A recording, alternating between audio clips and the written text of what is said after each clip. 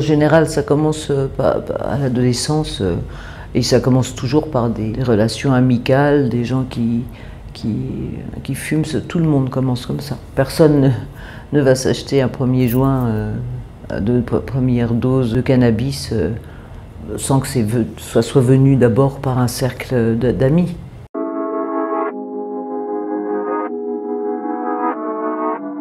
Chez les jeunes, nous on voit beaucoup, les jeunes qu'on reçoit, c'est des jeunes qui, je pense que chez les jeunes de plus en plus il y a beaucoup d'angoisse, beaucoup d'inquiétude.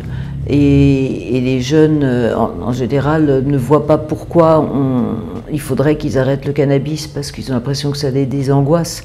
Mais par contre, ils parlent de leur angoisse, ils parlent de leur inquiétude et de leur stress. Voilà. Il y a beaucoup de gens qui viennent nous voir parce que aussi, et qui au départ ont pris le cannabis parce qu'ils avaient des problèmes de sommeil et ils pensaient que ça allait calmer leurs problèmes de sommeil. Donc au début ça fonctionne, mais en fait quand on prend du cannabis, le sommeil est très mauvais.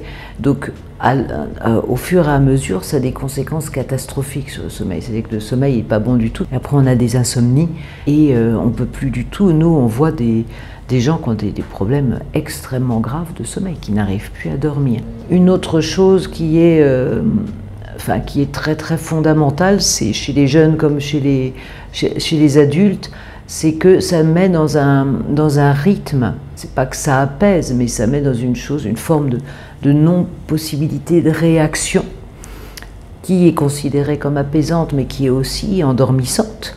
Et au fur et à mesure, les jeunes n'arrivent plus à étudier ou à pallier à toute la combativité qu'il faudrait avoir, ou les adultes, ils rentrent chez eux, ils prennent un joint et du coup ils s'occupent moins bien de leurs enfants, ils s'occupent moins bien de leurs femmes, ou on leur propose de sortir, ils n'ont plus tellement envie de sortir, donc la vie devient pour les autres autour assez lourde parce que la personne n'a plus très envie de bouger, envie de rester dans sa bulle, donc elle se dit tiens c'est cool, mais en fait ils font plus rien, ils n'arrivent plus rien à faire.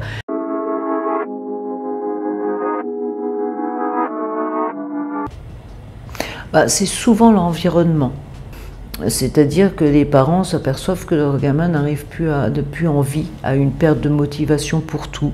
Donc souvent les parents réagissent et nous apportent le jeune qui en général ne veut pas arrêter parce qu'il est parti dans sa bulle, et on arrive par contre à lui faire prendre conscience combien il est malheureux et angoissé, combien il aimerait avoir des camarades, combien il a des rêves qu'il ne fait pas à force de s'enfermer comme ça.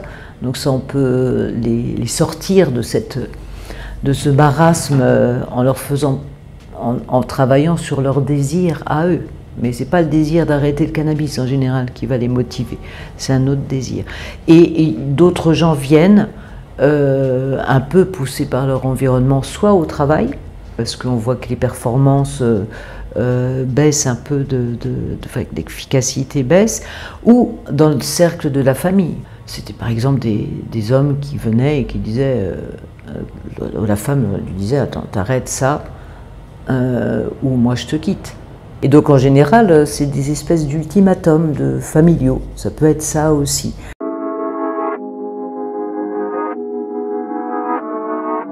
Mais le problème, c'est que vous voyez, on peut boire une soirée, que ça soit très agréable, on peut fumer du cannabis, ça soit très, très agréable. Il y a des gens qui ont fumé avec leurs copains à 14-15 ans et qui n'enclenchent pas une addiction. Donc aucune substance n'est mortelle et on ne peut pas dire que ce soit néfaste. Le problème, ça devient néfaste.